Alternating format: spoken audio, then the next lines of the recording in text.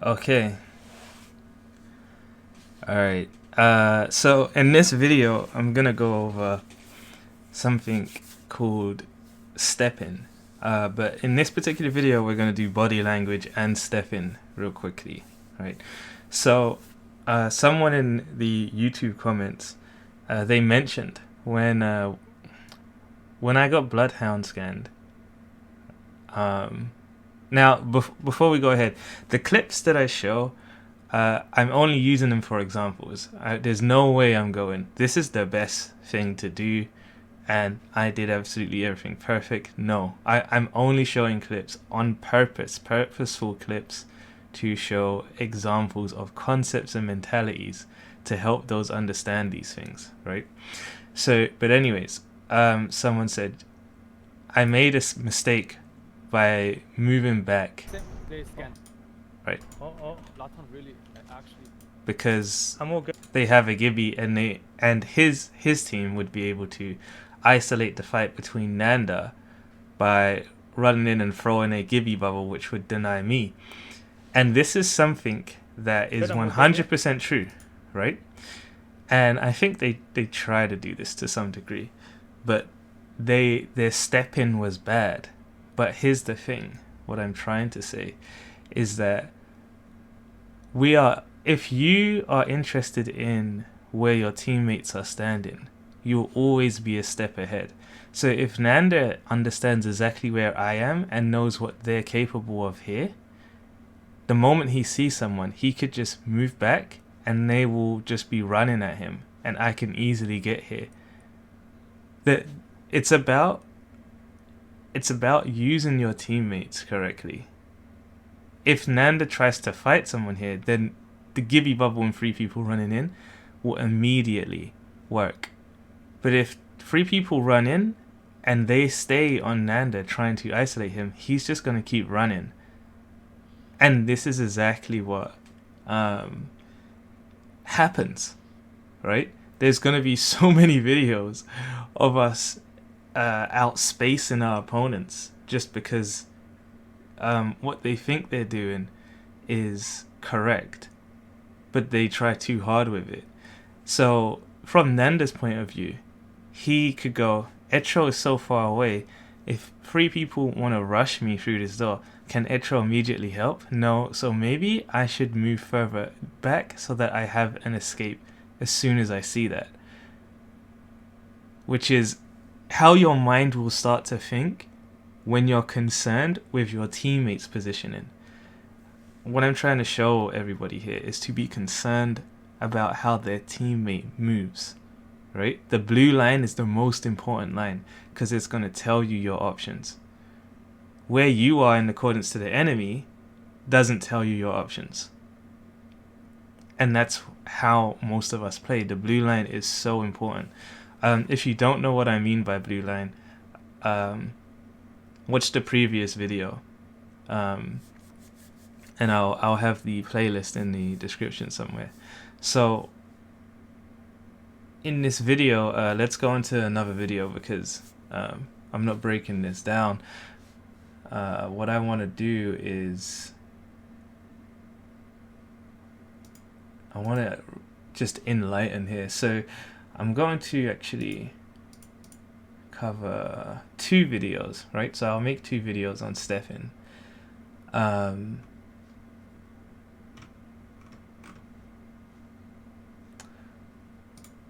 So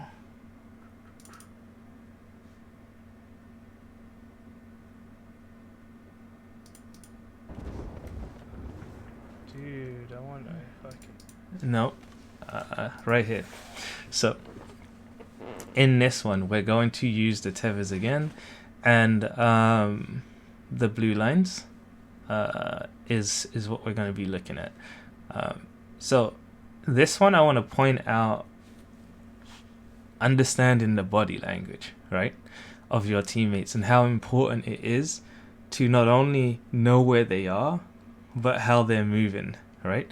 So in this particular clip, again, it's just to clearly show an idea and how far this stuff goes. So let me quickly sort this out here. So, in this video, again, me and Nanda, we're just running right now. I'm waiting. So, in that short time, something has happened, right? Something significant has happened. An enemy has been spotted. But the other thing that's happened is Nanda's body language has changed significantly. Right now, he's confidently running forward, and I'm confidently running forward. The moment he spots someone, he stops, he crouches, and he moves slowly to the right. Right? Which tells me he knows he's in danger, right? If he goes forward by himself.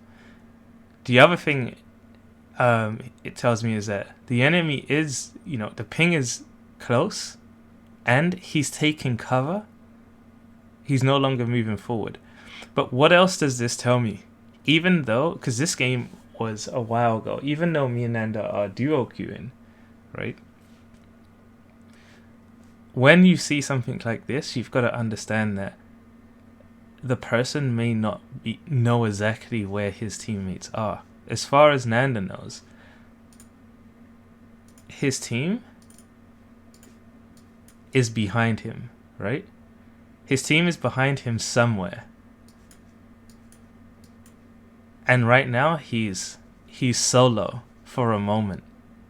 And his body language is showing that. So what does this mean for me? If I confidently run forward, right?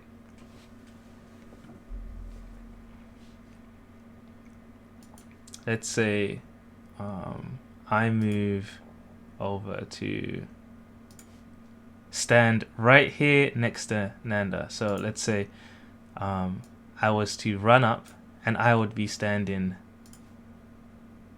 right at this point here. What would happen? The potential enemy in front will not be able to see Nanda, but they would be able to see me. And for a moment, I would be possibly connecting with 3 different opponents, while Nanda won't be able to connect with them, right? Because they'll also do the same thing.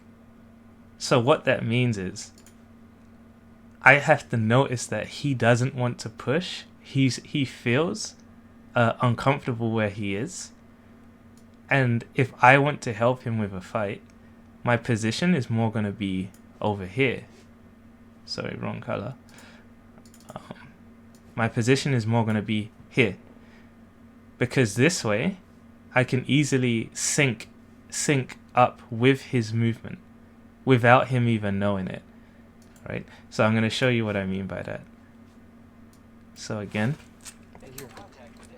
he stops, and I stop where I am, and I watch how he moves, and I move with him.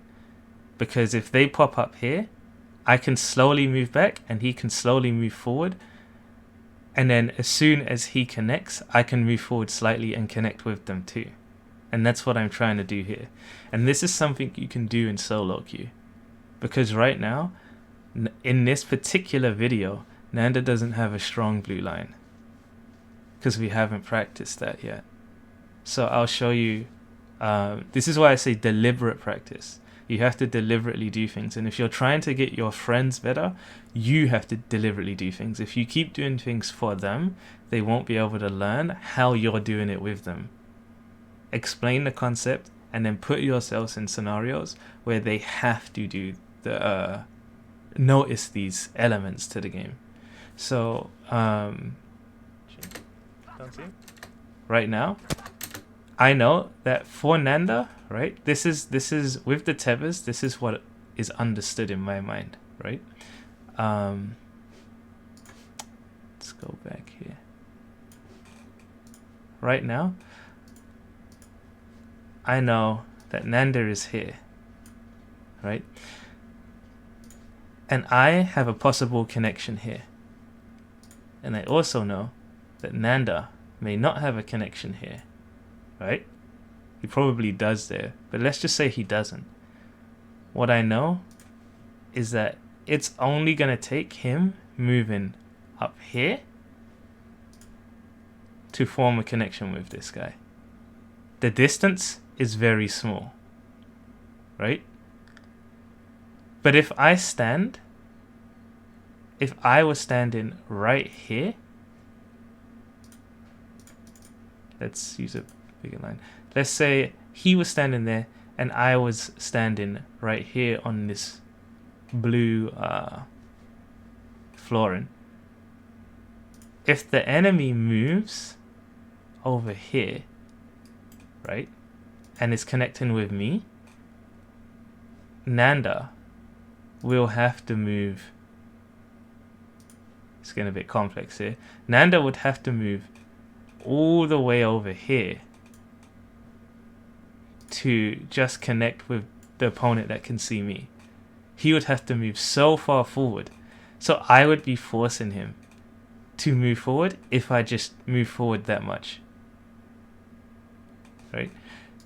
So, because I'm aware of this, I'm constantly syncing up with Nanda. And you can see that in my movement back here. Making contact with I'm enemy. with you, behind you, I'm watching. Don't see him? You see him? 40. Do you see? So there's a mind game there that is being played, whether people are aware of it or not. But how I move in accordance to where my teammate is the only thing I'm interested in. I just want to make sure I don't cause an unnecessary 1v1. And in the last video, this is now Nanda's job, right? It's everybody's job, but I give my teammate a chance to do these things himself, regardless of where you're standing. So even when you're up front, you need to have some eyes in the back of your head, and that will take you to turn around and look at your teammate for a second or look at the minimap. There's no excuse. If you do not understand exactly where your teammates are standing, you cannot use them exactly. And if you're playing solo queue, even more so, because a pre-made allows you to not have to look because they can tell you, hey, I'm moving to the left, and you go, what the fuck does that mean? Right? And so you look, or they say, bro, I'm gonna go by the blue box on the left, and you go, cool, I know exactly where that is. I'm out of place if I stay here. You don't get that. You don't get that in most teams. So even when you party up, you might as well be in solo queue, because you're gonna get beat by every basic strategy out there, right? So going forward, if we see again, 40. Lifeline. I didn't hit nothing. I'm watching. He moves back, and Nanda's moving back on his own accord. How he feels with what's going on in front. He's not saying, "Oh, Etro's moving back. Let me move back." Right? Because I'm gonna be by myself. He moves back because this looks dangerous, and I don't know exactly where Etro is. Do you guys see that? 40. Life. If I don't realize that he's moving back, I didn't hit nothing. right? And I keep shooting and moving forward, what would happen? Let me show you with the tethers. Right? So he's there. Imagine, 40. Lifeline. right? Because you can actually see me constantly looking at him, right? Imagine he moves back. So he moves back here, and I fail to notice this. And I go, hey man, I'm with you, man, right? And I start moving up. So I'm here, right? I'm here, and he's here. Because we're not paying attention to each other's exact movements. What's gonna happen? We're gonna have 3 guys. Let's do this. We're gonna have 3 guys looking my way. right? Their attention is all going to be on me. I'm going to have one there. I'm going to have one guy here, all looking at me. And that's going to be free connections on me, right? That's going to be free connections on me with all the attention on me. And clearly, Nanda will not be able to see them. This is what happens when people just think that standing next to the vicinity of their teammates means they're working as a team. You've got to understand how you guys step. To understand how each other steps without communication, you have to look at their body language. You have to look at their situation. His situation is completely different than mine. And that's what's important. Not so much that there's 3 guys in front. It's not. Desyncing with your team in a very mediocre way, which is what happens in Diamond, right? This video might not be a Diamond video, but I'm gonna have clips to show you. It even happens in Masters rank. It happens everywhere. Use this knowledge, right? And watch your favorite pro videos, right? They will operate correctly the majority of the time, but very quickly you will see that they also don't, and it will be why they die, right? And they'll have an argument after the game and all of that stuff.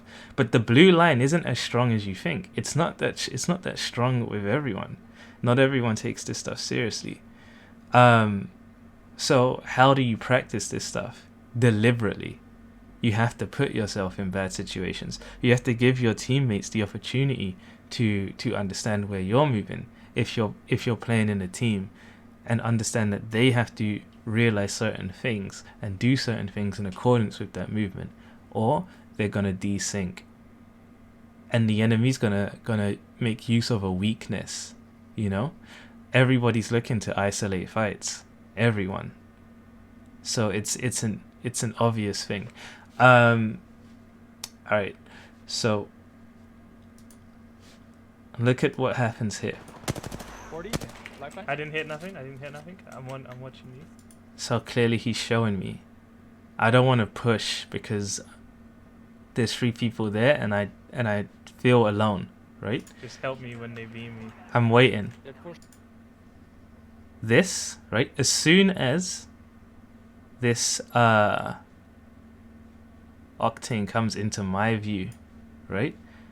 Immediately I get a super strong blue line, and I abandon Nanda's what's it called, syncing up with Nanda, because this becomes more important to me. This is our random in the solo queue, and you can believe that this guy is not going to have a blue line.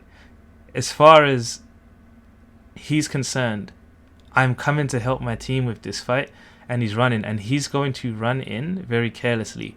If I don't move forward, right, at this angle, I can't just run forward. If I don't move forward at this angle, if he decides to turn around at a moment's notice, I'm going to be left there by myself. If I don't move forward with him right now, safely, he's going to be by himself. So what should be going through Nanda's mind is, shit, the moment this guy gets a little bit closer, he's going to connect, and it's going to take me a long time to run up. And so Nanda's position should immediately start to move a little bit diagonal to sync with this guy, if he's stepping in accordance with this. And I'll show you what I mean in the next video I'll pull up as well. Yeah, let our friend don't. Do you see this? So he's moved out, and he's put himself in a position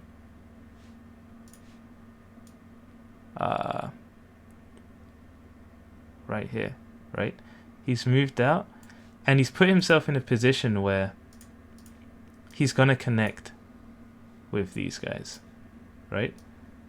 He's gonna go about here, and these 2 guys are gonna look at him, right? So it's like, let our friend right there, right? He's connected with those two. And clearly I understand where he is.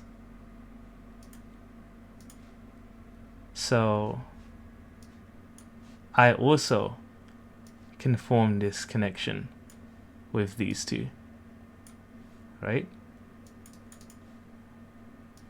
But him and Nanda, they do not have a connection with Nanda. I know where Nanda is, right?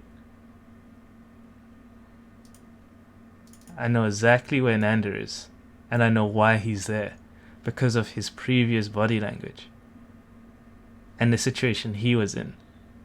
And I know that Nanda was not paying attention to what Octane was doing, or he would be there right now. Understanding that this event is going to happen, and possibly there could be a third green line shooting at us, and he should not be out of this event right now, in this isolated event. So it shows you a lot. Don't let our friend do this fight by himself. And that's why I say don't let our friend do this fight by himself. And this is why it takes a little bit longer for him to join the fight. So if you use this knowledge and you look at the other video, you can see that we can be aware of what the enemy even wants to do, right? Because they only have a few certain options to get a line of sight on someone, to try and rush someone.